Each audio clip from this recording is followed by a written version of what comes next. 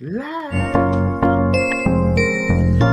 off fresh with KPG. We starting off fresh with KPG. We started off first talking with G. We started off first talking with G. Then we went and added Corey. Added Prince, that's the KPG. We started off fresh with KPG. Added Prince, now it's KPG. Added Prince, now it's KPG. And we just talking with KPG.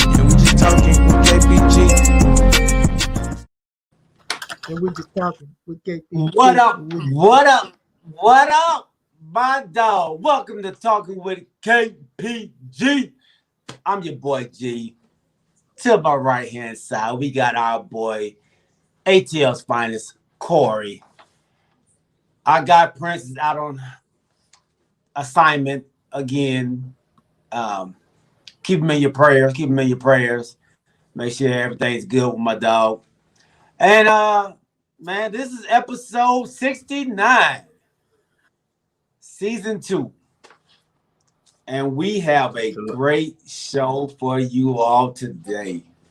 We're gonna jump into a couple topics, man. We're gonna talk about this COVID situation that is killing my Cowboys organization right now. We got a serious outbreak going on out there. We're gonna jump into, of course, Cowboys Saints for tomorrow night. Is it a possibility we might be upset? Taysom Hill. Can he do it?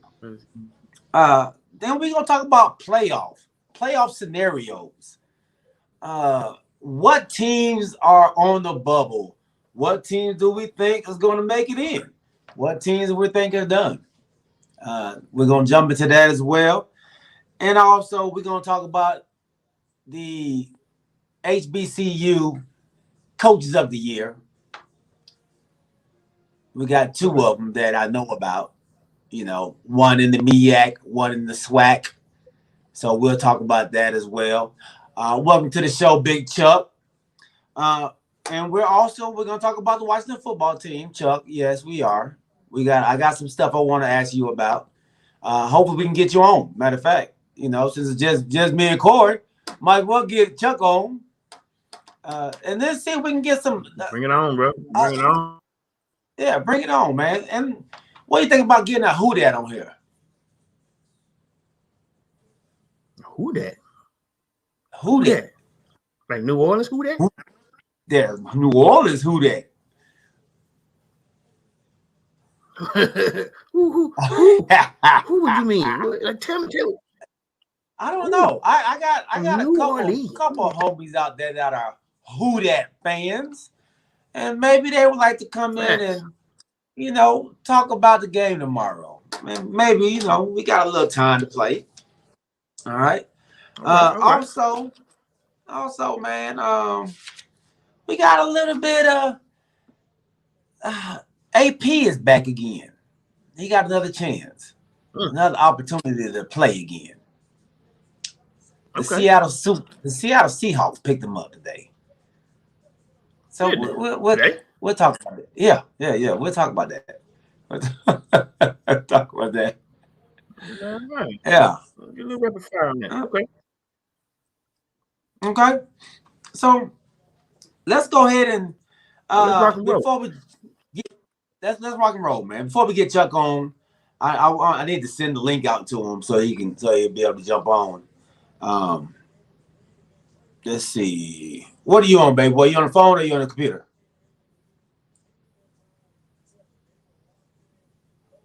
Cool. You see me, bro? Yeah, I see you. You froze up for a second. Okay. Are you on the phone or the computer? I'm on the computer. I'm hoping that this ain't I hope it ain't the network that's giving me issues. I mean, am I freezing up and breaking up? No, you're not breaking up. You froze up for a second, but you good now. I hear you loud and clear. Can you send that link to Chuck? I'm doing it right now. Yeah, send that link to Chuck. See if we can get Chuck on. So let's go ahead and jump into something that I think is major for college football, and I think it's major for Deion Sanders. SWAC Coach of the Year. Man, I think he ended the season with what, one loss in the SWAC conference, or in the whole, one loss. one loss ain't, I don't, how would I put this? I am a product of the SWAC. I went to Diversity, I'm saying, Jackson State. It's actually, the alumni to one of the greatest running backs that ever do it, Walter Payton. Deion Sanders decided to go back, back to, some hometown roots, of, black college football, black college etiquette. And he wanted to, make sure that his talents weren't overlooked. And he actually turned that whole program around. And I think we had, we started touching on HBCUs early in the season. And man, listen, to his credit, now we got deep Division I schools that want to get him, but at the same time, he said, listen, my goal is to see this through, watching his son flourish. I mean, I've watched you do the same thing with your kids, man. You want to get down and dirty with them to make sure that they learn to focus and learn how to, play the game right. I think we started talking about that some years ago. That's a commendable thing, man. His sons could have gone to, a higher Division I school, but he decided, listen, gonna showcase them talents. And like I said, big ups to old Deion Sanders for getting that head coaching. What is it? It's head coach of the year, is what it is. For the SWAC? Coach of the year. Yeah, coach of the year for the SWAC. Coach of the year. Yeah, absolutely. Oh, God. That's huge. That's huge. Like you said, he's bringing attention to the HBCUs now. So much attention that people are actually saying that he may be on to a bigger and better things. That's how well he's done. And let me say this: they are saying bigger and better things. He thinks he's saying it doesn't get no better than this. Right. He's saying the HBCU is just as prominent as these other big time schools, of what you're saying. So what people are saying. Hold on, big homie. Rakeem, if you said that I'm lagging a little bit, am I lagging a little bit? Do I need to fix this? Rakeem, let us know, man, if he's lagging still. Give me 2 seconds just to make sure we're doing this. Hold on a second. I want to make sure I fix it. Give me 1 second, big homie. Keep going. All right. So yeah, I think what he's doing at Jackson State is commendable. Like Corey said, he can go anywhere and be a coach. And his son could have gone a lot of different places as well. But them coming there and putting the HBCUs on the map. Yeah, that's right, James Little John. HBCU for life. Hey, I'm with y'all on that, man. Even though I'm not a product of the HBCUs, I do support y'all, man. I do support y'all. So big shout out. Big shout out to Deion, prime time Deion Sanders on that SWAC Coach of the Year. It says a lot about his coaching ability. I thought he was just a regular old, dad who's just out there trying to coach the kids, man, and using his name. But Deion really has something special, man. Deion is actually a pretty damn good coach, man. So to win Coach of the Year, you gotta be something special. You gotta be special. All right. I see a hand over there. Is that my dog, Kanisha? Uh-oh. My boy got a smile on his face still. He's locked in on a smile. So I'll move over to the head coach of the South Carolina State Bulldogs. And it says here that he win Coach of the Year in the MEAC. Let me see. MEAC Coach of the Year. Let's see. I'm sorry. He's a four-time coach of the year. And yes, indeed, he did win coach of the year this year for the MEAC. Congratulations to this is a tremendous feat for Oliver Buddy Pope. That's huge. That's huge. So James Littlejohn says Deion's gonna get beat down in the Celebration Bowl, and I guess is that where the MEAC plays the SWAC? Are they playing South Carolina State? James Littlejohn. Yeah, Rakeem, we lost my dog. He froze up on us, man. He'll be back though. He'll be back. So, yeah, go back to Oliver Pugh, man. This man has a stellar career. The man has been 20 plus years with this organization. Oliver Buddy.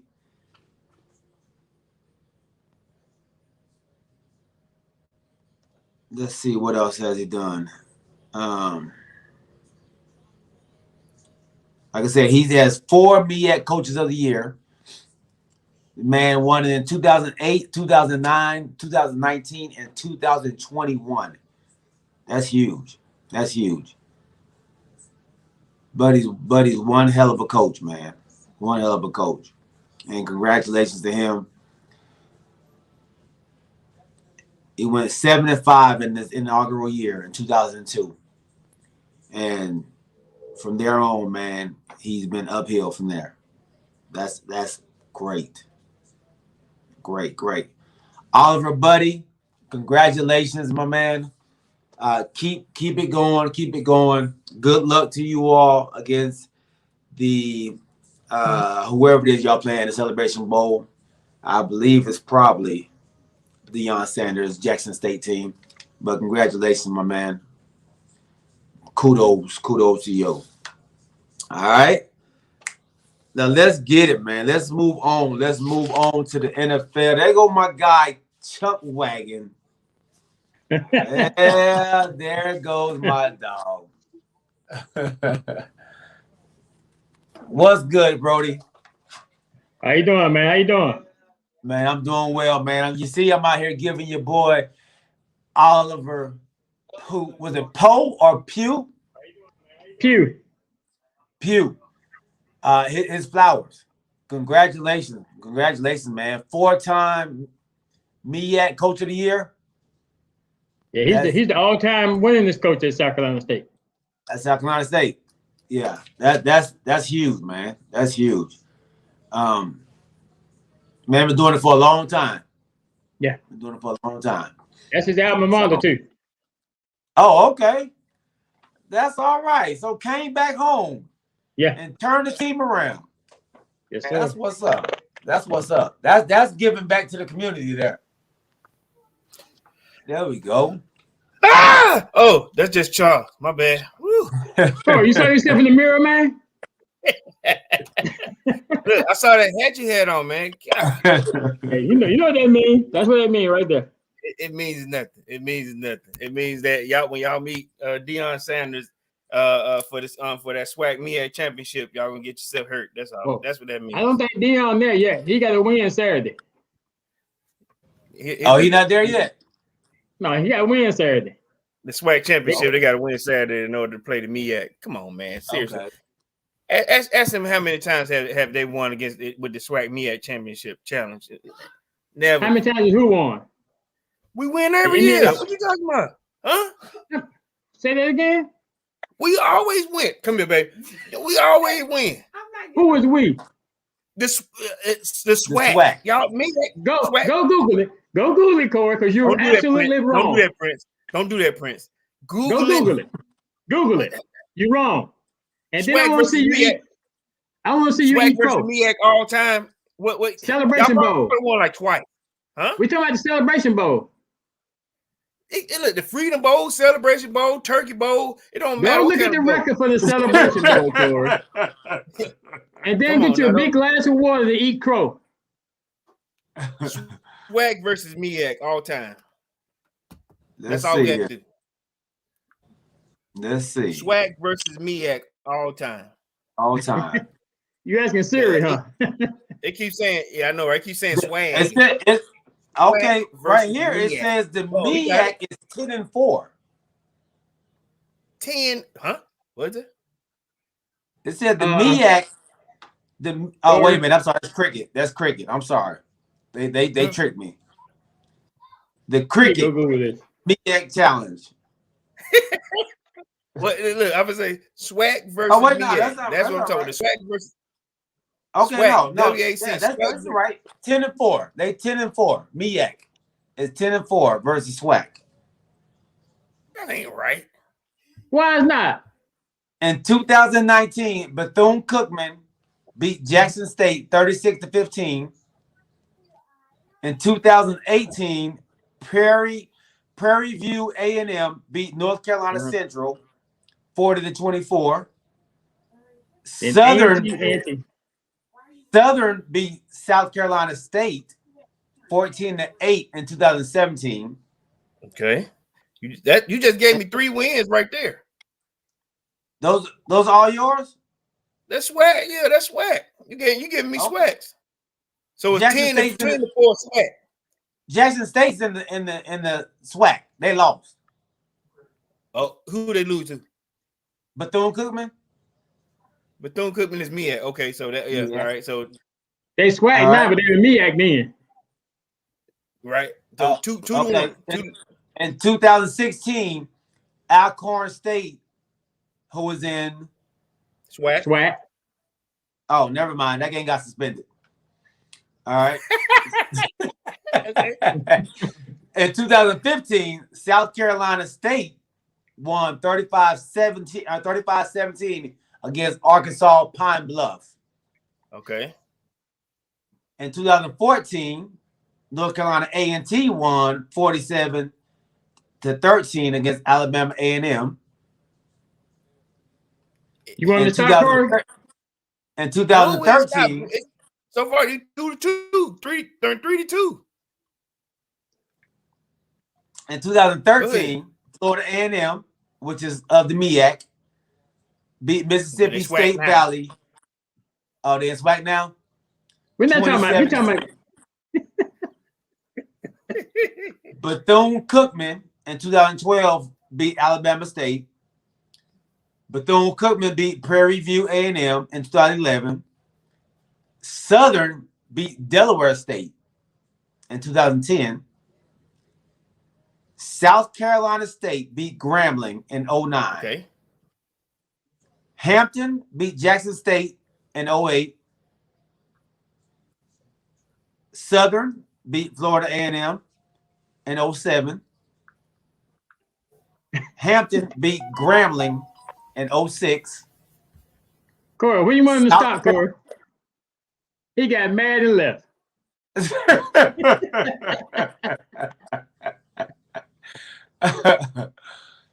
South Carolina State beat Alabama State in 2005. South Carolina State got a couple championships, I see. We no joke, man. No joke. I see. Come on, man. Come on, man. Come on, man. You got mad and left, Corey. Come on, man. So look, it's some bad intel, man. It's bad intel. Bad intel. You see every time you come up with them stats, something going on with the computer and stuff. Come on, man. It's bad intel. Well, it looked like it was 10-4. I don't know. Maybe they switched up. It might be 5-5 now because it looked like a lot of SWAC people went to the MEAC. MEAC went to the SWAC. I don't know who's what, where's who. So look, even if that may be true, South Carolina State only accounted for one of those wins, maybe one. No, you missed something while he was gone. Yeah, they got about 3 or 4 now. They got about 3 or 4. 3 or 4. Yeah. I believe when I see it. I didn't hear Southern call that many times though. Listen, we on national TV Like, look, Thanksgiving Day. Listen, the Bayou Classic. Y'all, what classic y'all got, Chuck? The Celebration Bowl. Have you ever heard of that bowl, Jalen? Hey, look at it. It's the first bowl game of the bowl season every year in the Georgia Dome. It's the HBCU Classic, man. Come on, you from an HBCU, Corey. You're supposed to know this. And that's what I'm saying. You're not representing well at all, Corey. I heard I'm of the disappointed, Freedom man. Bowl. I heard of 100 Black Men. The Freedom Bowl. That you played us in the Freedom Bowl. Hey, Google Celebration Bowl. Who they celebrate? Who they celebrate? It's always the winner of the SWAC and the MEAC that play in the Celebration Bowl. All right. I'm gonna look it up. I'm looking it up. Let's go. Let's see. It's the winner of the SWAC and the MEAC every year. But that's what I'm saying. It's always changed. It's only been going 6 years. It's 6 years in. Yeah, that's what it used to be, the Freedom Bowl. Then it was 100 Black Men. Okay. I forget. It's gonna change a couple of times. So the Celebration Bowl. Now it's the Celebration Bowl. Okay. So we talking about the same thing when you say Freedom Bowl and 100 Black Men. Okay. Right. Come on, get with me now. Get with me. Get with me now. I like it. And this is the heat I like to hear when they're talking about the HBCU. Look, that's what I'm talking about. Well, Chuck ain't got no heat, man. Come on.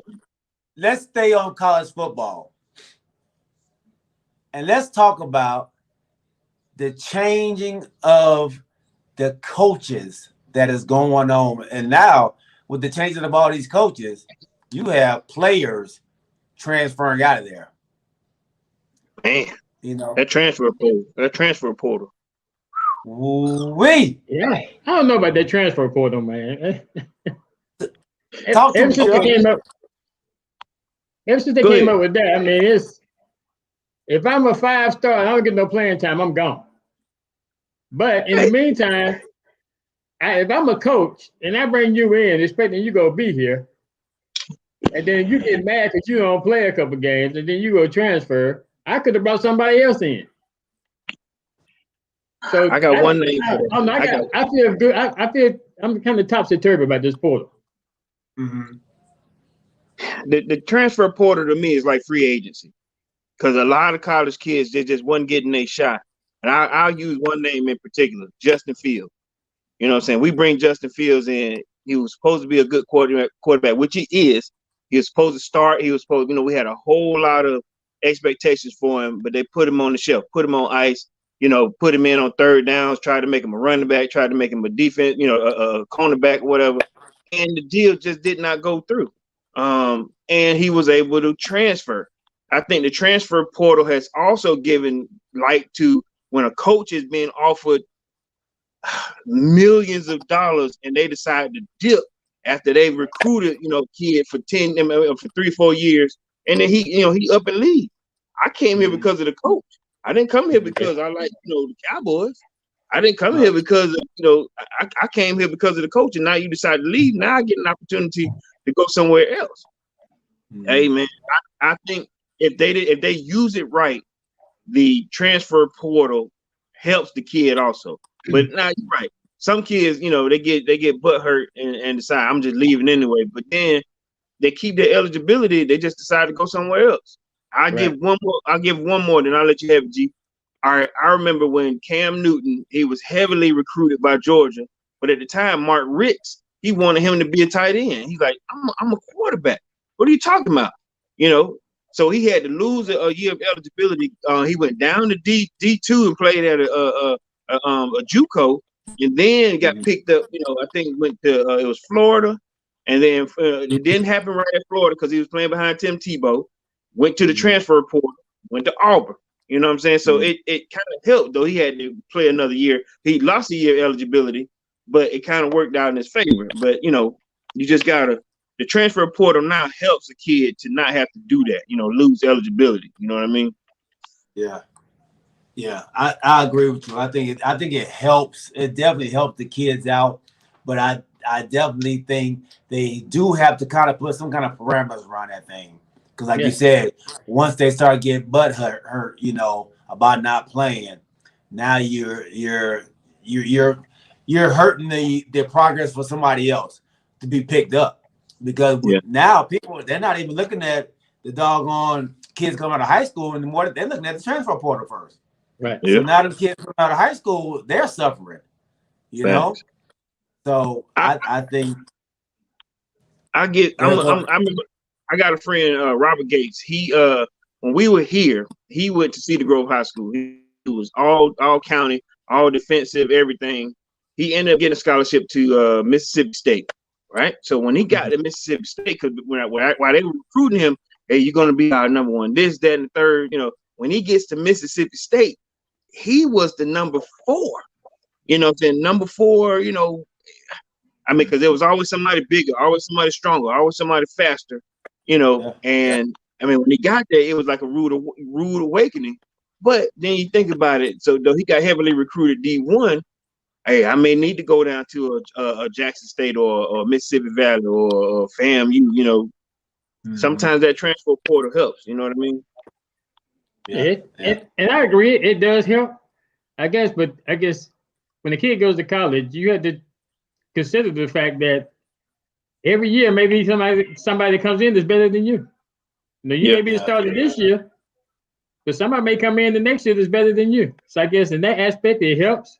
And I give an example of like the kid from Spartanburg, you know, Tavian Feaster. He was at Clemson playing real good, getting the start. All of a sudden, next year, here come ETN. Take his spot. Yeah. But, so think about that. If you're somebody's father, and if you're a father of a highly touted D1 player, do you want that player to sit back and wait his opportunity, or hit that transfer portal so he can get a shot? You know, because like they got a small window to make it to that elite, you know, that elite status that play on Sunday. I mean, if your child had a chance to transfer, would you allow him to, or you want him to stay? And I mean, I get it. We're all good parents in the sense of where we want them to go to get an education. But if they have a talent and they can play ball, you know, like that, I ain't gonna play. You know, like I'm playing behind 18. I mean, he balling right now. They're not gonna take him out. What do I? You know, I don't know. I guess it just depends on the situation. Because even though if you transfer, you're still not guaranteed to be a starter when you go. You know, the coaches. I just think that coaches go say what they need to say to get you in there and get you on the team. Now, when you get there, some of the promises they said may or may not happen, and then you're right back to where you were to begin with. So I guess it's just a chance you have to take, whether you sit there waiting your opportunity or whether you go to the portal. Right. Rakeem says, man, it's not fair you tell a kid he can't leave, but the coach can leave when they want to. All right. Same thing, Mike Franklin. Welcome to the show, Mike Franklin. He says the same thing. If the coach can book, then the players should be allowed to book it too. So at what point do we tell the kids, all right, you're just being outplayed. Now you gotta work harder. Is it no more working harder to be better than the next man?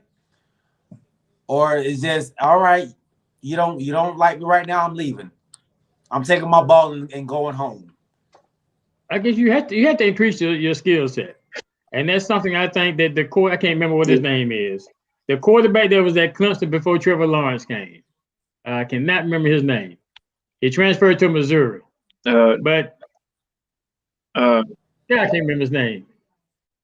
See his face, can't remember his name. But anyway, he knew Trevor Lawrence was coming, and he knew that his passing game was not that great.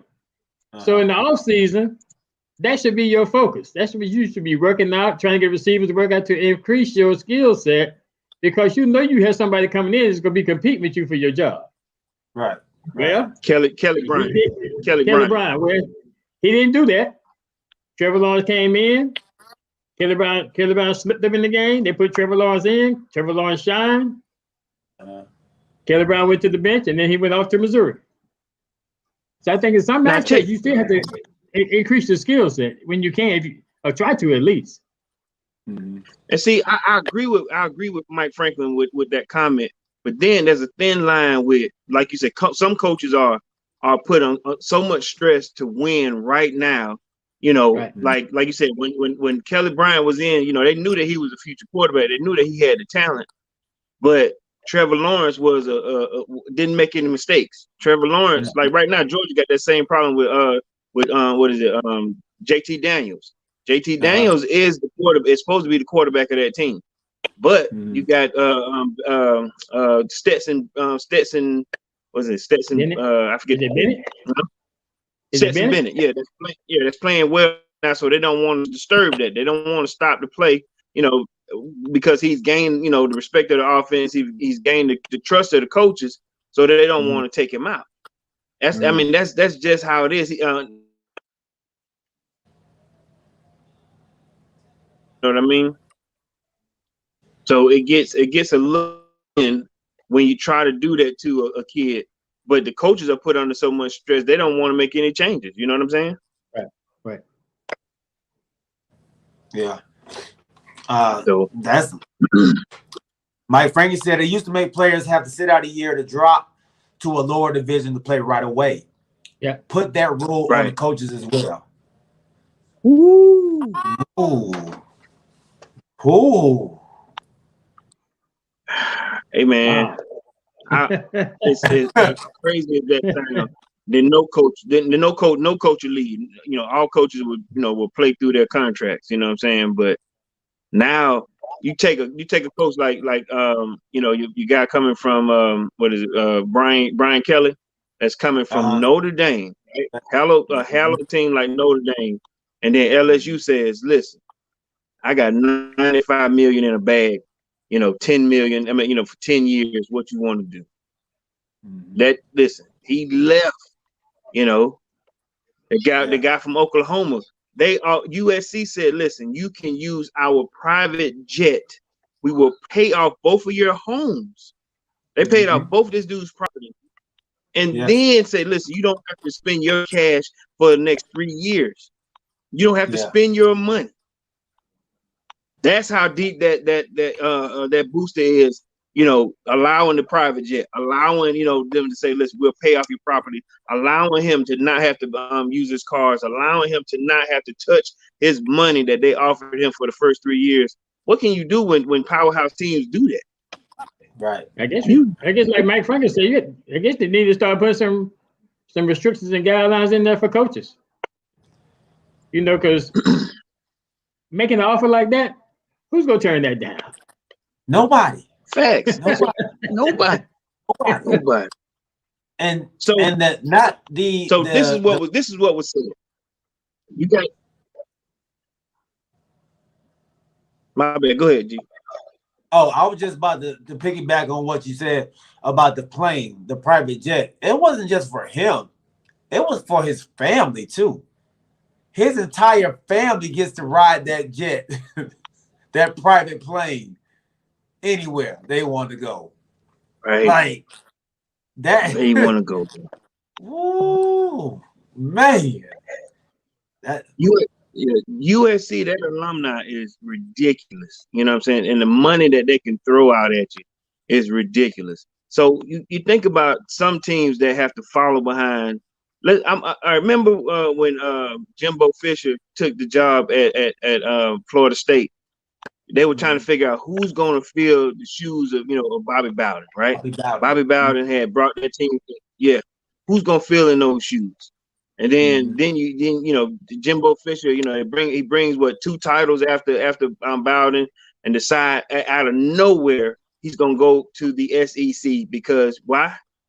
They threw money. You don't leave a program that why would you leave?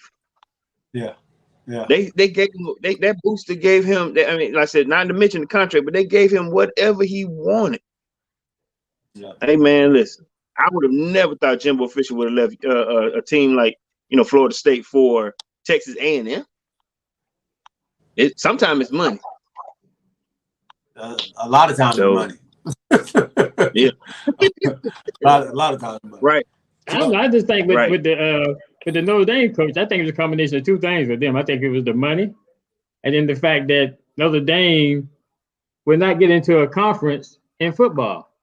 So therefore, them not being in the conference, I just think with them not being in the conference, when it comes down to playoff time, then that is taken into consideration the fact that like this week, all the conference championships are happening, and Notre Dame just sits back and waits and see who's gonna win, who's gonna lose, and where their spot is gonna be.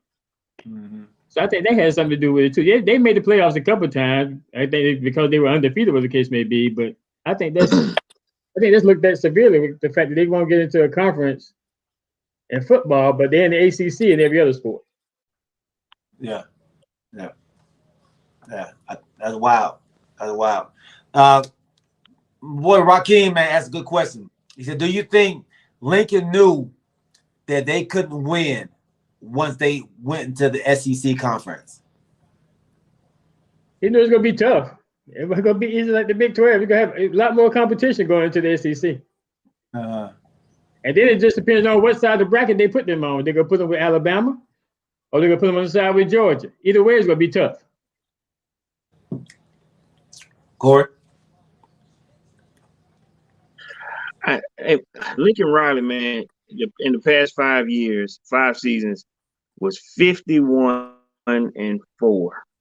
in Oklahoma, man. 51-4.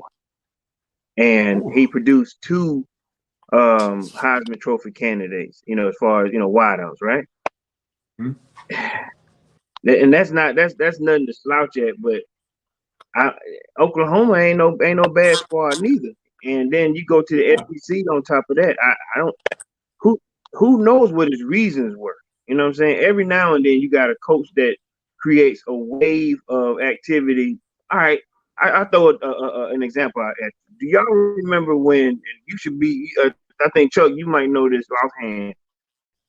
Remember when South Carolina State they threw the kitchen sink at Spurrier to come down there? And I mean, it created a monster wave, South Carolina's recruiting. Yeah, I mean, the likes of Jadeveon Clowney and a few other guys, but every now and then a coach will create a storm that like no other. I don't know why he decided to leave, but at the same time, now you got a team like Oklahoma who needs another coach. Mm-hmm. Who's next to step up? You know what I'm saying? So with the 2 that I said with Notre Dame and Oklahoma, they got 2 spots open that these ain't slouchy programs. Who are they gonna pick up next? Like I said, LSU was one team that needed a coach, and so I it's a lot with this coaching carousel, man. It's a lot, bro. Yeah. Do y'all see any other coaches possibly leaving? I haven't heard anybody leaving, but you never know based on what happened. I think with Lincoln Riley, it was, I guess, a little bit known, but the AD for Notre Dame said he had no clue. Yeah. He said he got notice from Kelly saying I'm gone. Yeah. Kelly, yeah, right. Brian Kelly. Yeah. Lincoln Riley was a little bit deceitful. He kept saying, I'm committed to Oklahoma, then all said, chee. Yeah. I'm not going to LSU. I'm not considering LSU. Right. Yeah. No. I don't know. So, but they also say, I heard on one of the top shows, they said that they wondered if Lincoln Riley and the coach for Notre Dame were talking to each other. So when Lincoln Riley went to USC, he said, "Well, I'm going to LSU." Man.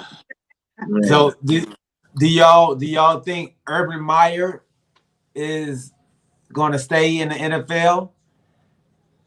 Do you think he may be in position to go to Oklahoma or something? If he's smart, he'll go. All college coaches cannot succeed in the NFL. It's been seen. Nick Saban went. He didn't fare too well in Miami. Right. And some of them are just better coaching, let's say the younger guys versus the grown men. Right. It's a difference, man. It's a difference. Big difference. Yeah.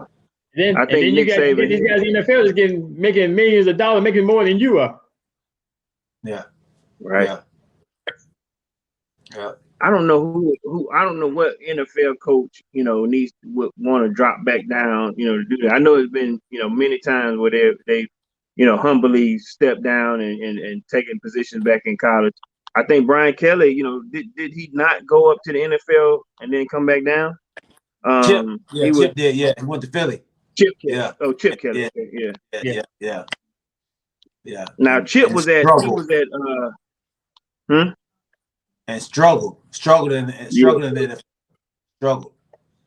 Right. I'm saying Chip before he went to Philadelphia, he was at where was he at? The Nike school. Was it Oregon or Baylor? One of those? It was Oregon. He was at Oregon. Oregon, yeah. He was at Oregon. Yeah.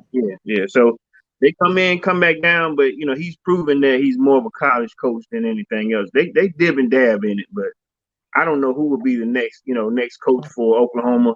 I didn't expect Bob Stoops to leave when he did, but sometimes they get it. They have enough of it, man. Mike Frankie put up a good comment. That the coach for Cincinnati may go somewhere. That's a good one. That is a good one. The coach for Cincinnati. I don't know what his name is, but he's built a pretty good program there. Yeah. That's not bad at all. I also heard, is it time for Pete Carroll to go ahead and maybe go down back to college? I think Pete Carroll will probably go ahead and retire. Retire? He up in age now, I think. He's up in age, but he loves it, man. He loves it. Yeah, he's still having fun. Yeah. Luke Fickle. Luke Fickle. Yeah. He is moving up the ranks. He is definitely doing that. Yeah. Facts. That's good. Facts. Yeah, that's good stuff. Good stuff. All right. So I think somebody mentioned it in the game on Monday night with the Seattle and the Washington football team that it might be time to blow that team up, and maybe Pete Carroll should go. But before Pete Carroll goes, he said he wants to get one more shot at this thing, and he brought in AP, Adrian Peterson, who was cut by the Tennessee Titans. You told me I like AP, but I don't know if AP gonna be the one that's gonna take it to the promised land. And this season, to me, this season's over right now. I mean, I don't know how they can come back. No, they can't. They have 3 wins, and in that division, there's no way. And I think they should kind of break that team up. That team is not winning no time soon. The way it's constructed, it's time to go ahead and let Russell go and find him another home. Go ahead and get what you can for Russ, but get what you can for Lockett. Get what you can for DK Metcalf. Oh, so you want to bust up the whole team? Oh yeah, you got to bust them up. You got to bust them up. So is Russ? Is he still a top tier QB?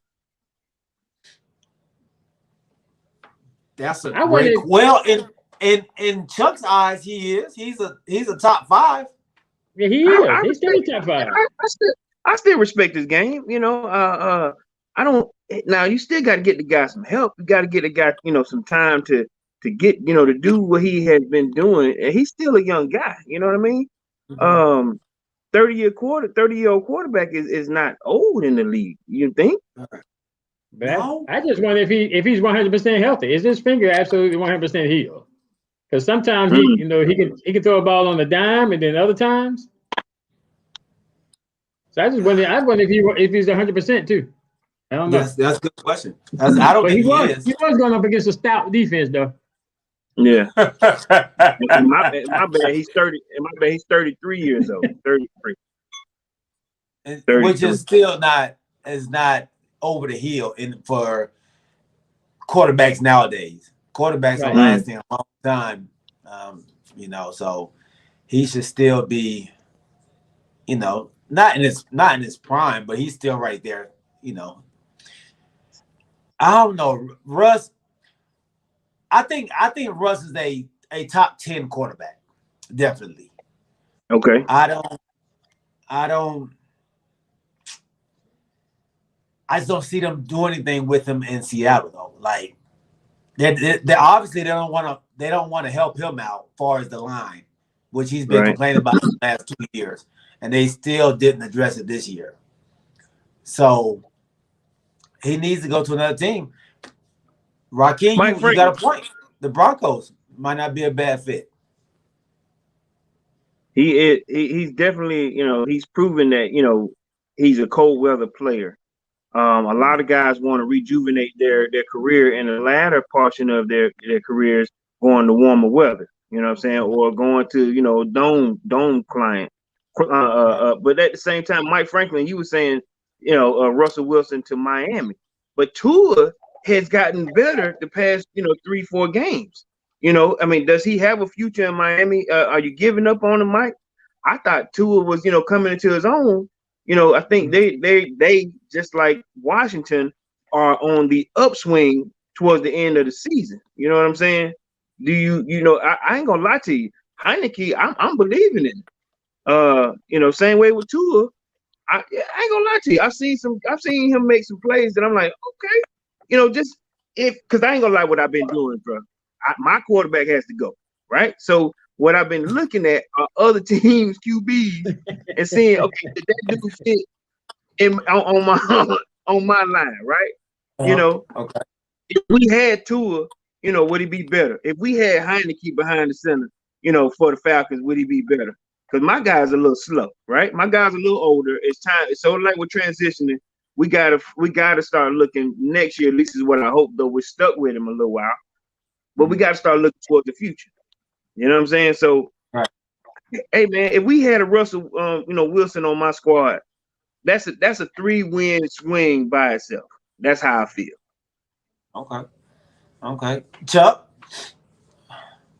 Oh yeah, I agree with him, man. It's in the beginning of the season when Fitzpatrick got hurt, I was questioning about my quarterback. Prince gave me a third degree about Heineke, and you did too, G. But now, like I said, that he showed his potential when he played in that playoff game against Tampa Bay in his first start. And he came back this year, did the same thing, and he's playing good. He's not a quarterback that's gonna lose the game for you. His stats may not be outstanding, but he's not gonna lose the game, and he's gonna put you in a position to win. Now, our red zone offense is kind of terrible right now. We need to straighten that up. We score more touchdowns than kick less field goals. But other than that, I think he's a real good quarterback. And like I said, I put Russell Wilson still in the top 5. But you can't judge him on what's happening this year. You got to look at what he's done over his career. You can't just judge him on this year. Well, that's why I put him in the top 5.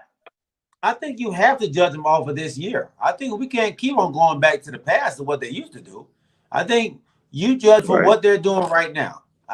You don't want to keep going backwards and thinking about what he used to do, what he used to do. So we go back and talk about Ben Roethlisberger, what he used to do. So that means Dak Prescott is still top 5 based on how he's playing right now. Yeah, I think he's still top 5. I think he's still top 5. I think he got to clean some stuff up, but he's still top 5. I don't see 4-5 other quarterbacks better than him out there playing better than him. I mean, it's bad. And this is the standard that he set for himself, and I appreciate it.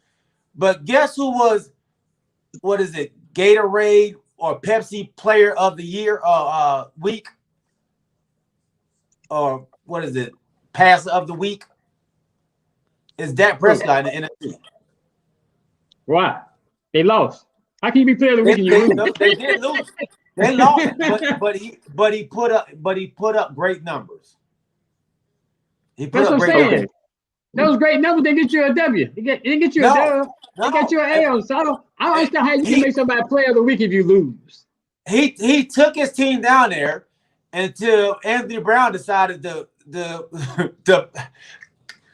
hug everybody out there on the field.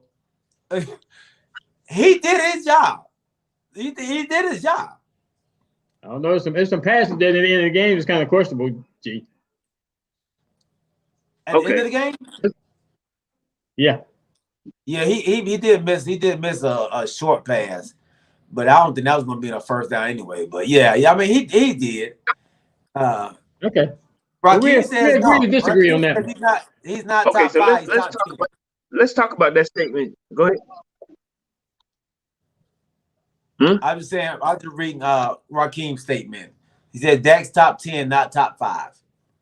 Rakeem, give me five better quarterbacks. Now, what were you about to say? And that's what I was about to do. All right, I was about to do the same thing. So let's talk about this from a talent. Are we talking about this from a talent standpoint or win-loss standpoint? You don't know about win overall. Loss. Overall. Okay. Overall leadership. All right, so leadership.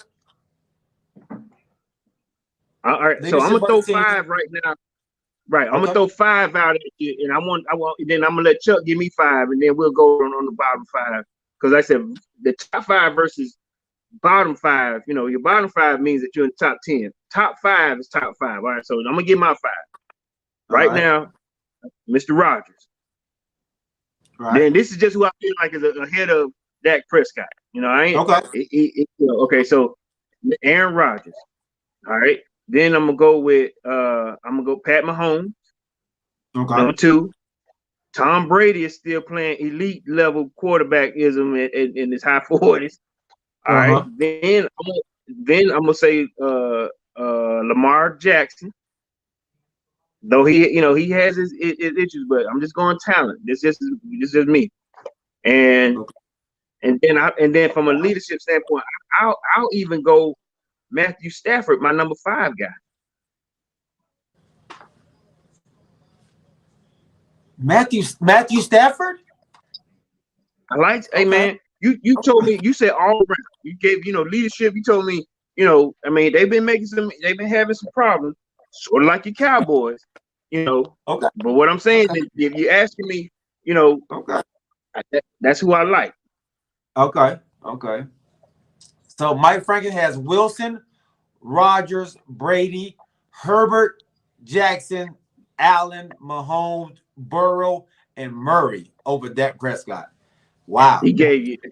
Okay. Wow. Damn. Okay. Wow. Okay. Okay. So, all right. Go ahead, Charles. Go ahead, Chuck. Well, I guess mine is about the same as Corey's, except for I'll take out Stafford and put in Russell Wilson. I don't think Russell Wilson is done. I still think Russell Wilson is a top 5 quarterback. So right now you think he's playing better than Dak Prescott? Or you just talking about overall? You talking about period? Yeah, right. This year. We just talking about this year. We're talking about this year. Right? We're talking about overall. We're talking about this year. I thought we were talking about this year. Yeah, I thought we were talking about this year. Okay, well, he's not playing that good this year because of the offensive line. So I would take him out and put Murray in. The one who ain't played in 4 games? That Murray? So how many games did Dak miss? 1. Huh? I think Murray's only missed 3, right? I think he 4. I think he's on 4. Yeah. When they took him out, they were on a 8-0 run, right? Well, they lost. They lost to Green Bay. He lost to Green Bay when he was playing. Yeah, when he played. That's when he got hurt. He got hurt against Green Bay. Okay. He played the whole game. He played the whole game. He got hurt. Right. He got hurt right at the end of the game. At the end of the game, yep. But his scrambling ability, his ability to keep the play going, that makes some sense, man. He's there. And these are my choices, man. You can't politic for Dak Prescott. You asked me for my choices. I gave you my choices. You got me on the witness stand. Go question me. I want to break down these choices now. I gotta break these choices down, dog. Okay, so we're gonna break down your choices now. So we know who your number 1 is. No, Rakeem got Josh Allen in there. Josh Allen? Josh Allen this year? This year? They start the first 6 games. If you go, they were undefeated first 6 games, right? No, Yeah, they Or was it first 5? going, like They were already trying. No, they I were think they undefeated for a lost. while there. Yeah. They were. No, I I think think the the first only 5 undefeated games. team in there was Arizona for a long time. Everybody else But I'm has talking got about a the first lost 5 one. games. I'm Let talking me the see. first 5 games. Buffalo came out to shoot. You know, we thought they were. You Yeah. know, we thought. I mean, we kept kicking them. We thought they were tough. Yeah, because they beat Kansas City this year. So yeah, they came out pretty tough to begin with. Let me see. Give us your 5, bro. We know you're number 1. So give us 4. No, That can't be my that can't be his number Rodgers. 1. No, my number 1 is Rodgers. Huh? Okay. Rodgers. Okay. Rodgers. Okay. Then Glad Brady. you're honest with yourself. Yeah. Then Brady. Then Pat Okay. Mahomes. Then I'm throwing Dak at 4. I'm throwing Dak at 4. Yeah, Dak is at 4 for me. And then my 5th it's a toss up between Josh Allen and Lamar Jackson. So wait a minute now. One You thing I don't like. You were just criticizing Rakeem about picking Josh Allen. Yeah, over Dak. That's what I'm saying. Over Dak. Over Dak. Over Dak.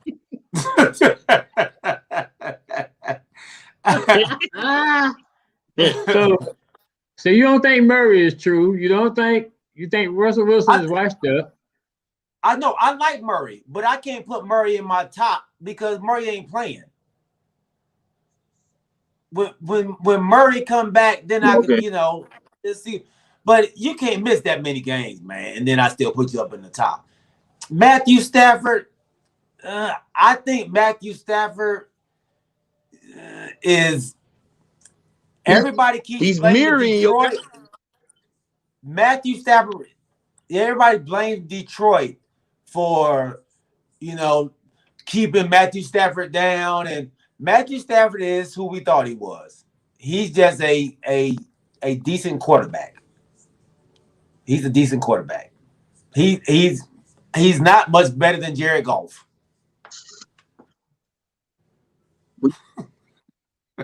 We've only just changed our tune the past 3 games with them.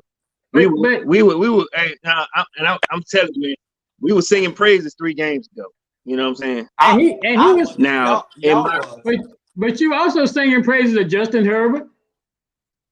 You were singing praises of what's my man for? I can't remember the quarterback name for the Raiders. Yeah. Yeah, you right. David Carr. You were singing his praises too. Yeah. I was saying they were good quarterbacks. They were playing well. So now they're not. They were. They were playing well. Now they're not. Listen, if Carr just beat the Cowboys. Any quarterback that we don't. Who did? Carr beat the Cowboys. Yeah, he played well that game, but he hadn't been playing well. He hadn't been playing well. He's been playing mediocre, but that's who he's been. Now, if we want to talk about a quarterback, and I wish Prince was here to defend him. Remember when he came back? I'm back. Then next week he threw for 91 yards. He was terrible last week. You know what I'm saying? Back on the bench. Ben Roethlisberger. He's back on the bench. Right, and that's where he needs to be. You know what I'm saying? Prince may not enjoy this. No, he's not. Why? You don't think so? Why? You don't think he's gonna start when they come off the bus? Hey, listen. If I want him to start against Atlanta, I hope he does. You know what I mean? But at the same time, let me get a piece of it. But no, be man. Be careful now. You've already caught one time tonight. You know what's crazy, bro? I ain't eating no crow. You said what you want? I ain't eating no crow. But yes, you did. The only crow I say I give you when we played y'all beat us, which is cool. I gave you props on that. Hey, listen, y'all had and then his team had a smorgasbord against the Falcons. You know what I'm saying? Hey, without a doubt, my team. If you want to highlight real, we'll give it to you a lot of times. You know what I'm saying? But the thing is, if we're comparing quarterbacks, like, okay, let's talk about that. Whenever, like when the Cowboys played us, Dak Prescott couldn't do wrong. You know what I'm saying? Like I said, at halftime, they blowing kisses, high five, and Dak Prescott had 300 yards at halftime. But then you got days like Denver. Then you got days like the Raiders. Days, where they just can't explain what's going on. Quarterbacks are, they can be elite like Rodgers, where he never had a bad game. It's just their containment days. Yeah. Who knows, bro? So my question to you, both of you, is if like right now we're comparing just overall performance of quarterback, like Justin Herbert. Justin Herbert to me is a good quarterback playing with just a terrible squad. He's still playing elite ball by himself though. You know what I'm saying? It hadn't been terrible. It's just the team overall performance has been terrible. I mean, he hasn't been great. He hasn't been great. I mean, he has weapons. 300. He has weapons, but he's throwing for $300. He's throwing for $300 a game, and a no effort win, sort of like my quarterback does. Trash time throws. Sort of like my quarterback, right? Your quarterback get trash time throws too. We lost in overtime. How's that trash? This is what I'm talking about. I'm saying we haven't been blown out in any game. We haven't been blown out in any game. He's throwing 45 passes a game. That's just it's off the rip. He's throwing 45 passes a game. It's just plain and simple. He's gonna throw. You know what I mean? That's what I'm saying. That's how he's getting so many yards. So it's not trash time. It's not trash time. What I understand is he's throwing 45 times a game, but as you told us at the beginning of the season, you had the best running back in the league. Let's go win the yards championship this year. Yeah. But I think we're gonna eat crow on that one, right? Yeah. He said, yeah. He said, yeah, I did. He hurt right now, man. My man is hurt. So we gotta throw it a lot. But you got Pollard. We got Pollard. Who's running well, but not running like Zeke. Like he's a speedster. Like it's that change of pace that gets you. When he is that corner, that's it. I mean, but in between the tackles, he's not as strong in between the tackles. But on the edges is where is his bread and butter. He's running hard though. I like what he's giving us. I honestly think we need to run the ball more. I think Dak needs to stay around 30 instead of 45. That means we have a balanced attack. I don't really like the fact that we are throwing the ball as much as we are. You know what that remind me of? You know what that remind me of? What's it remind you of? You saying Dak needs to stay around 30 instead of 45. That remind me of LeBron needs to stay around 25 versus 30. 25 minutes. Let's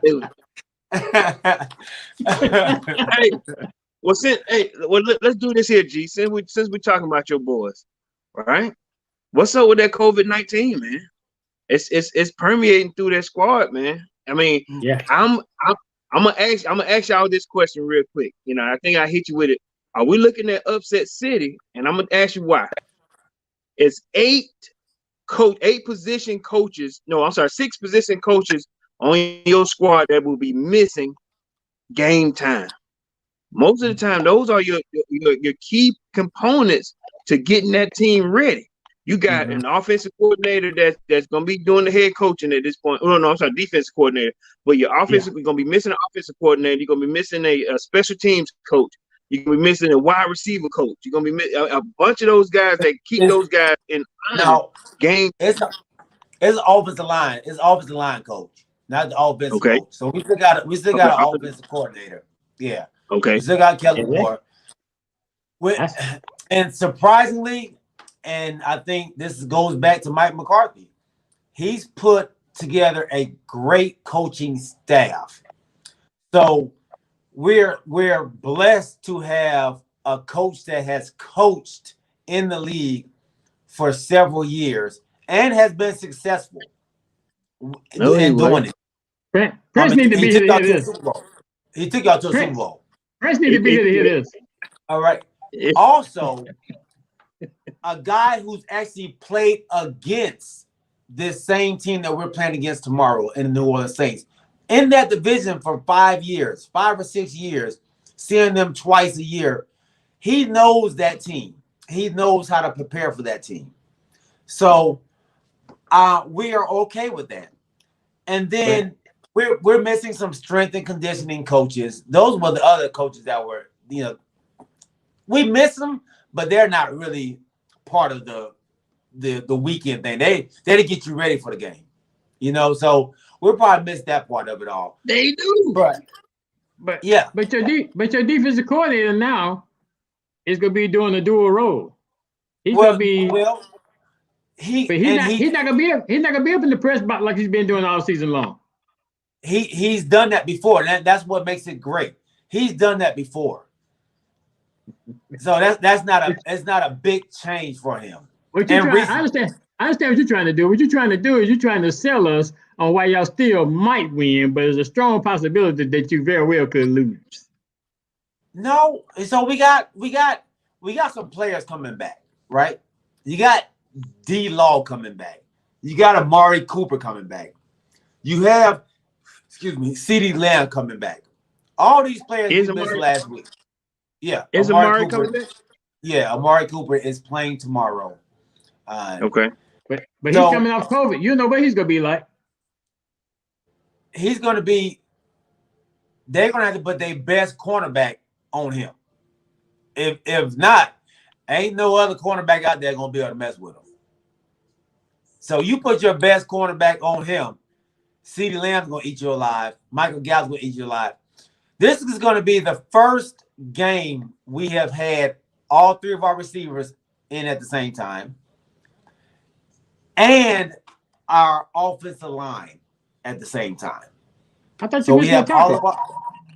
I thought you missed the starting tackle. We're missing our backup tackle. Or is it backup tackle? Yeah. Lyle Collins is there. So we were averaging with Cooper in the lineup. We were averaging 30+ points a game. With him out of the lineup, we dropped down to 20, I think 24, somebody at 23 points a game. So we needed Coop back because he's the one player that will have to get double teamed or he can beat your one-on-one coverage. So you saying is that y'all you will win tomorrow? I'm actually saying what you asked me last. This is a must-win for the Cowboys. I'm putting it out here right now. This is a must-win for the Cowboys. We can't go on a 3-game skid. We can't do it. The Washington football team is hot on our butts right now.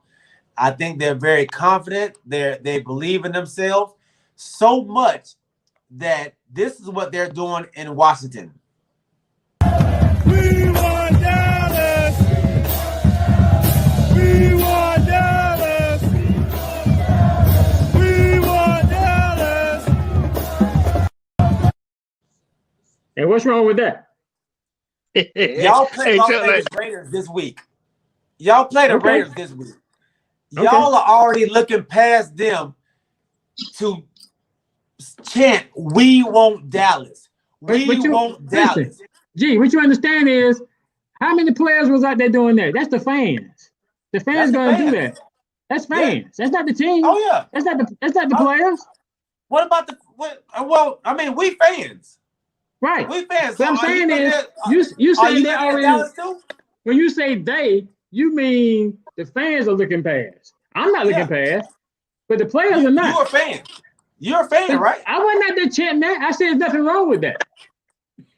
But I wasn't chanting. You don't see nothing wrong with that. I said there's nothing wrong with it. They do want. They do want. Get a win. Listen, they do want that. This is what I was talking about. This is what I've been talking. Y'all bring up the Cowboys. We don't bring y'all up. Y'all get a big win. Y'all get a big win, and then what do y'all do? We want that. Y'all thinking about us.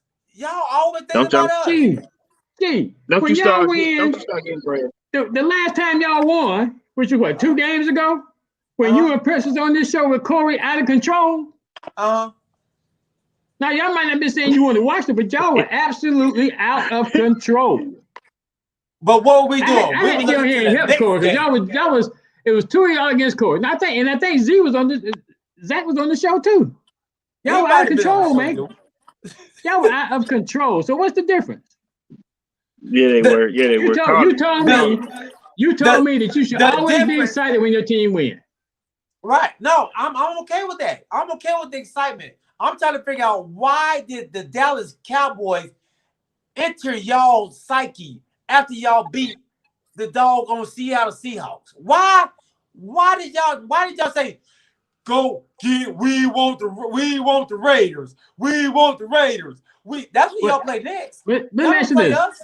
It seems like it bothers you more than it bothers me. I'm trying to understand it. You'll see in a few weeks. So check this out. All right, let me throw this out at both of y'all.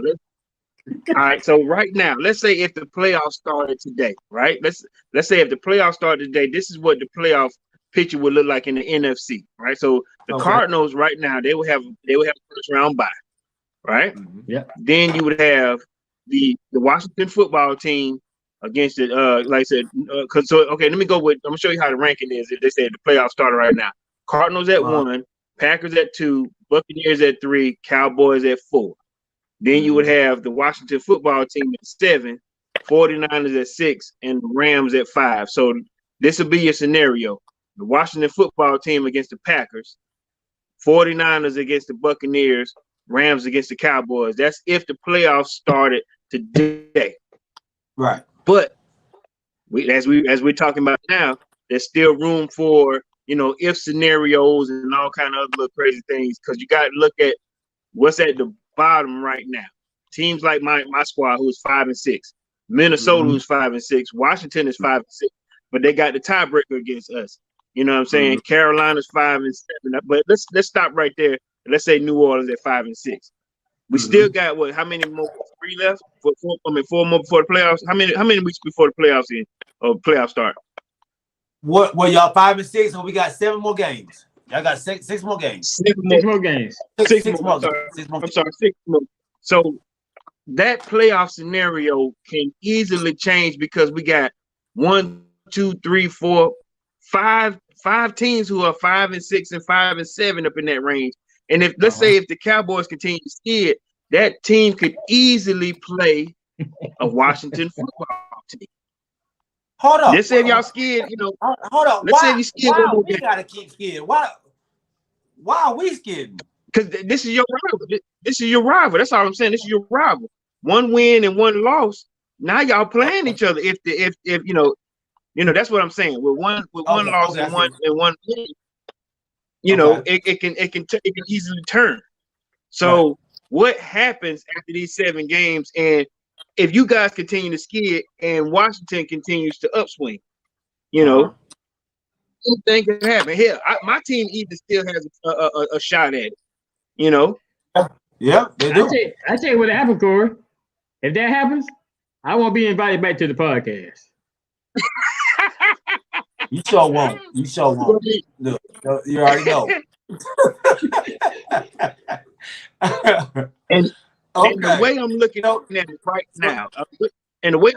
right now, okay, even with Dallas being 7-4, my squad being 5-6, you just got 2 more wins than I do.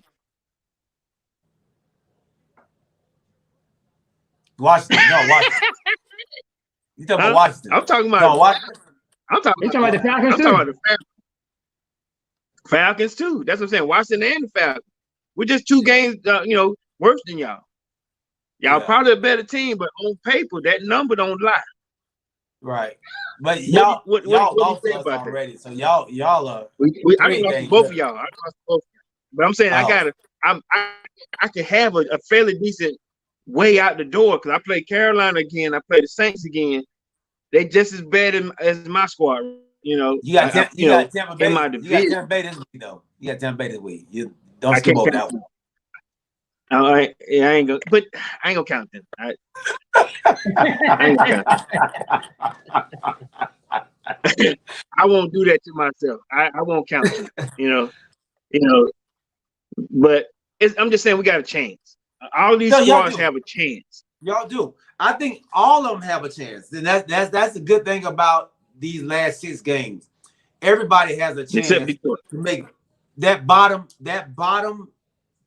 Washington, like you said, Washington, Minnesota, Atlanta, New Orleans, Carolina, Philly, all of them right there in that cluster, they have a chance. They have a real chance. The good thing about what the Cowboys have done so far is that they're undefeated in the NFC. I mean, 5-1 in the NFC.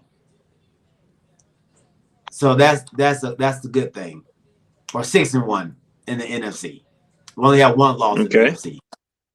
So that probably is going to overrule all the tiebreakers that's out here, because Tampa Bay has already lost 2 times to NFC teams. They lost to New Orleans, and they lost to doggone the Rams. This is instantly shop, and we're the Antonelli. We're looking pretty good, honestly. Cowboys looking pretty good. Cowboys looking pretty good. All right. All right. Yeah, we're looking pretty good. I would like to see. I want to see the Rams in that first round. I want to see the Rams, and nobody's really talking about them sliding back. Everybody's talking about the Cowboys sliding back. You want to see? They 3 games. They have lost 3 in a row. 3 in a row. Yeah. And nobody's talking about that. So y'all have done the same thing when y'all lose the Saints this week then. So Chuck, you're picking the Saints? Really, G? You gonna ask me that? I was wondering. I'm wondering. Absolutely. You're picking Taysom Hill. Absolutely. You're picking Jameis Winston. Jameis Winston ain't out there. Jameis ain't coming out there. Look, I'm just throwing names. He don't care who is quarterbacking. He's picking the Saints regardless. Is Kamara playing? Yeah, he's supposed to be playing. No. I'm picking Kamara. I thought he was out. Okay. Yeah, he's supposed to be back. He's back in practice. And I'm picking the Saints. I'm picking the Saints defensive line too. Okay. I like it. Man. I like it. Can get sacked 3 times at least. At least. That gonna be sitting out in the 4th quarter. I'm gonna tell you what the difference is. What? The difference is that the Saints coach can follow the blueprint. He's seen the blueprint for the last 2 weeks. Okay. They're gonna stop the run. He's gonna follow that blueprint of what it takes to beat Dallas. Okay. All right. I like it. I like what you're saying. I like what you're saying. Let me go. You know who tried that same blueprint? Who? The Falcons. No, we said they didn't follow the blueprint. Don't. They tried it. Don't you throw shade, boy. I tell you what, the Raiders followed the Broncos blueprint. The Raiders, and we put up 33 points on them. And what they get you? A loss. Look, so that tell you what did that blueprint do? It don't matter if you lose by 1, you lose by 21. You still lost. Okay. I mean, hey guys. All right, guys. I want to do something real quick. All right. So this is gonna be, we're gonna play a game real quick. All right. So I'm looking at ticket prices. I'm looking at ticket prices for games right now. All right. So I'm gonna give you one, and then I want y'all to tell me if you buying high or buying lower in terms of the ticket price, what they're starting at. All right. So this is gonna be the game, and I'm gonna throw you one and then we're gonna start from there. So I'm gonna start at I'm gonna give you one game. All right. So the first game I'm gonna give you, which is Kansas City versus Denver. All right. So I'm gonna throw a price out at you, and then I want you to tell me if the ticket price is higher or lower at that particular game. All right. So Denver, Kansas City. Are the tickets starting higher than $100 or lower than $100? Where's the game at? Game is going to be at Arrowhead Stadium. Is it higher than 100 or lower than 100? Against Lower. Denver, Lower. I'm gonna go higher. Kansas I'm gonna go City, higher. Yeah. I'm gonna go higher because that's a division rival. Denver is coming off a good win. Yeah, I'm going high. Denver don't like Kansas City. Kansas City don't like Denver, so I'm going higher. And this keeps Denver in the hunt too. If they go up there and get a dub. Right, and Chuck, guess who's playing lights out over there? Who, Gloves? Who, G? Who's playing like that? Who, G? Patrick Surtain.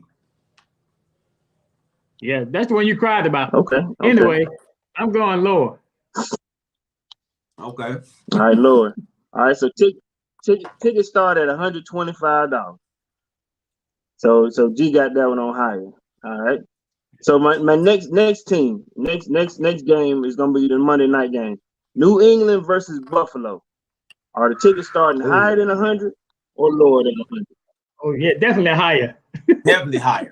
Definitely higher. All right. Both of y'all are wrong.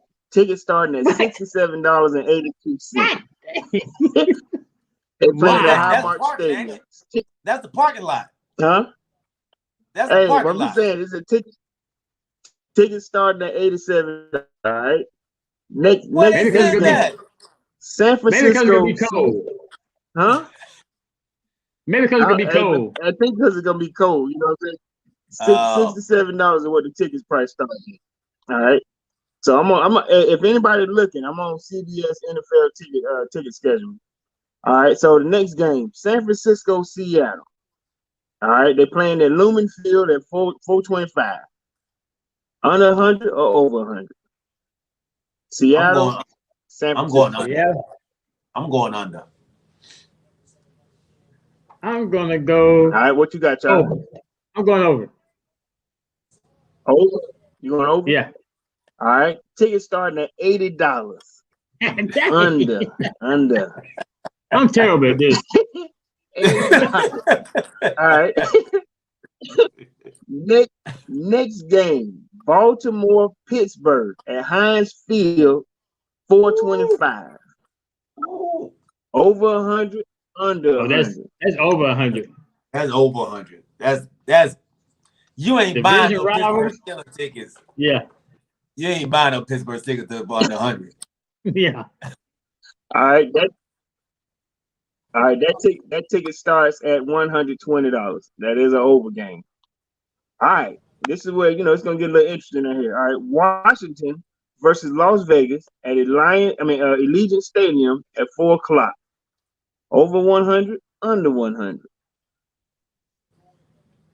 They're trying to pay for that new stadium.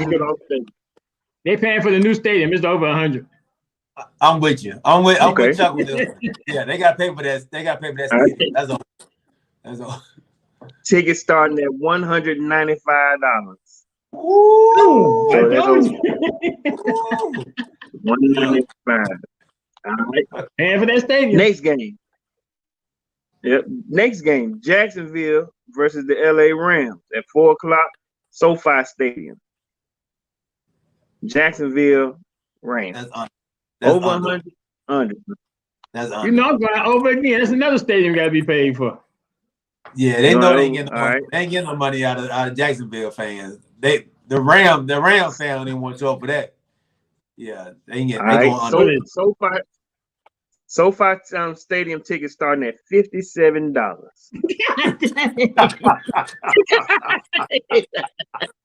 At $57, Nah, right. How you gonna pay for the stadium like that? Hey man, They look. $57. They overpriced Okay. the good Huh? games. They Well, I overpriced the know. good games Hey, to make up for these games right here. Just they give they look. Hey, they give you $20. They give you 20. right. Bring your 50. They give you 20. All right. Next one, Tampa Bay, Atlanta at Mercedes-Benz Stadium. Now we're here in Atlanta. You know, are the tickets prices under 100 or starting? I'm gonna tell you like this. Atlanta versus Tampa Bay, over or under? I have season tickets to the doggone Falcons. Now, G, I was like, G, I know you've been there twice, right? Yeah, I got season tickets. So I know for a fact that ain't nobody paying for these dang on tickets. They over 100 though. Hello. It's They over 100 yeah. for the Falcons, and All right. I'm going under, man. You going It's what? like probably 110. I'm under. It's probably like 110. So on here, it's saying that the tickets are starting at $90. $90. All right. 90. It started at 90. All right. Next game, Philadelphia versus the New York Jets, 1 o'clock at MetLife Stadium. Over or under?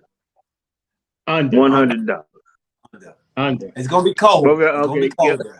It's gonna be cold. 53 starting tickets at $53. Yeah. All right.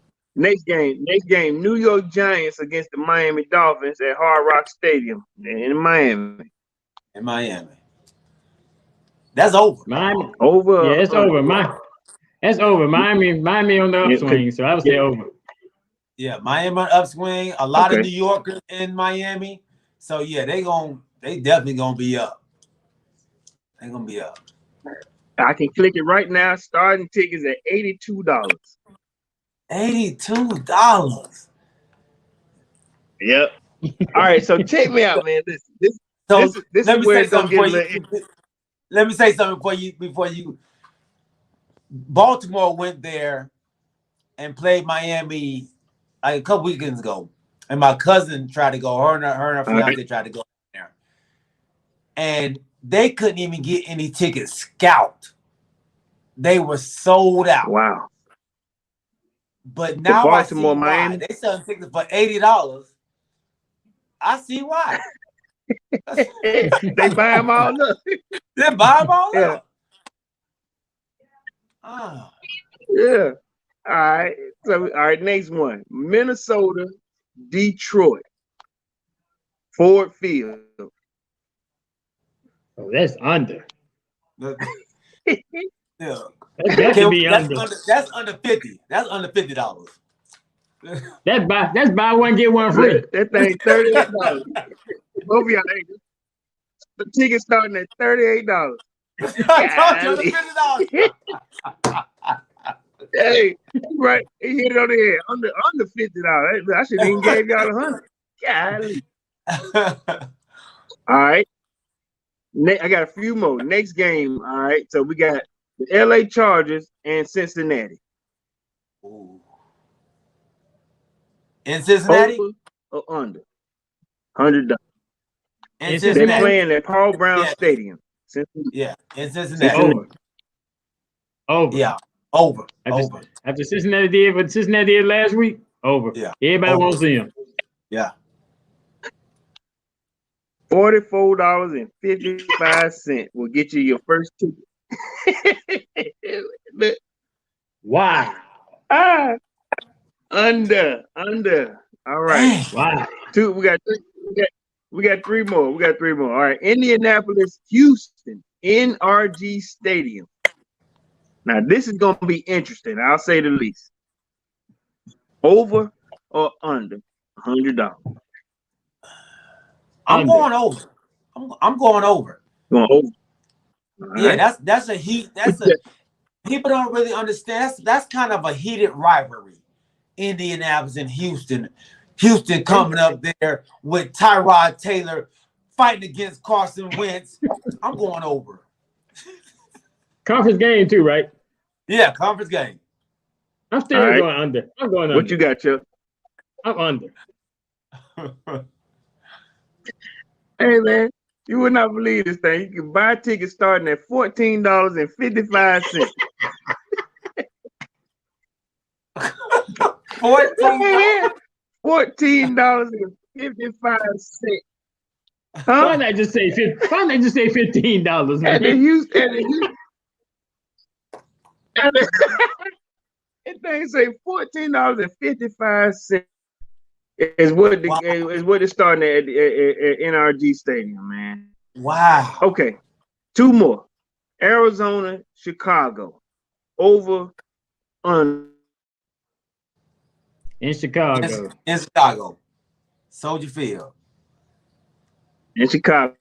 Soldier Field. Yep, I'm going under. 1 I'm o'clock going game under. on Fox.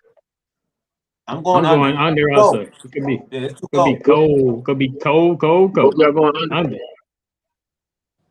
$99. Woo! Right up under $99. Woo. All right. Last game. Dallas Cowboys, New Orleans at the Caesars Superdome, 8:20. Sunday night football, America's team on Sunday night. Thursday night. Yeah. Over, under $100 in New Orleans. Is it Thursday night? I'm sorry. Yeah, you're right. Yeah, right. Thursday night. I'm sorry. 8:20. Thursday. Them tickets starting at $250. They starting at $250. Under. Why? Because they want the Who That All right. they want the Who That What you Nation to got? come out Huh? and You going pull under? that dome up. So they're gonna be under. They under. They starting at $250. They under.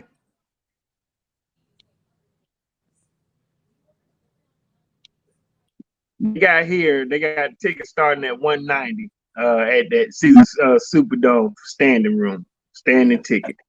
So That's you can standing room stand. You may only. not sit, but you can stand and No, walk that's around. standing room only. Yeah. Standing room for $100, starting at $190 standing ticket. So Look, yeah, for- man, for- I'm for glad. your Hey, budget that's seat, the over. to touch the roof. That's $250. That's $250 to touch the roof. Ooh, Yeah. get in there. Okay. Man, you already checked the prices. Look, I've been there. Yeah, I know how they are. But bro, I ain't gonna lie to you. That Indianapolis Houston game, that $14.55, they tripping. Look, I might fly out and They just go to the tripping, game. Dog. Yeah, but I ain't never been to Indianapolis. I might fly and just go to the game. $14. I know. Take a few people. I know you want to take. You want to go? You want to just go? I That's appreciate y'all what's playing up. the game, man. Over Yeah, under. that was fun. I told you though, you gotta do more games, man. You be out here playing around, Corey, man. Golly. Mike Frank want to talk to Broncos for some reason. We already talked about the Broncos. Didn't we talk about the Broncos? Why are we talking about Broncos? No. Why are we They said talking they about beat Broncos? us. What is That that was talking about? We said they beat us. Didn't we talk about that before? I thought we did. Mike, tell us what you want to cover, Mike. All right, good. I thought he like Miami. Good. We don't cover. He is Miami. I don't know why he's trying to talk about the Broncos. I thought that'd be more Rakeem. Or Rakeem talk. He trying to stick up for Rakeem. Rakeem, we good, man. Y'all had a good win last week. Y'all had a good win last week. Broncos playing well, really. Broncos playing well. They are surprisingly, they got a few upsets under their belt, man. Yeah. Who they beat what? The Chargers last week, right? Yeah. I get them the internet hug of the week. Yeah, they beat the Chargers last week. That's huge. That was huge. Fellas, great show, man. Thanks. Great show. Once again, Chuck, man, appreciate you jumping on. Anytime. Came out there. Facts. Yeah, man. We appreciate y'all, man. Corey, way to bring that heat, my dog. We should have Prince back soon. Hopefully, we'll be back soon. And I thank each and every one of y'all, man. Rakeem, Mike Franklin, James Littlejohn, everybody else that was out there on the stream. Thank y'all for rocking with us. My boy, A to the Z Media Network. I saw you out there earlier, Brody. Zach, appreciate you watching in, baby. We love y'all, man. We'll see y'all on Sunday. Oh, before we go, man, who you got, Corey, tomorrow?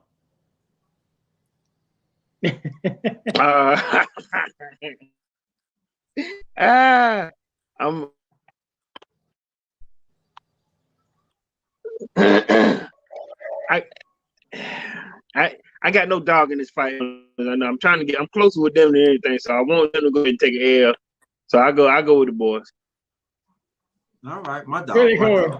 Really, Corey. Yeah. He needs his chance to make the playoffs. He can't have the Orioles win. Hey, I tell you one thing we haven't talked about on here. You know we haven't talked about? New England? No, the fantasy league. Hey, y'all. Yeah, we got to great get show, into man. I'll see y'all Sunday, baby. Hey.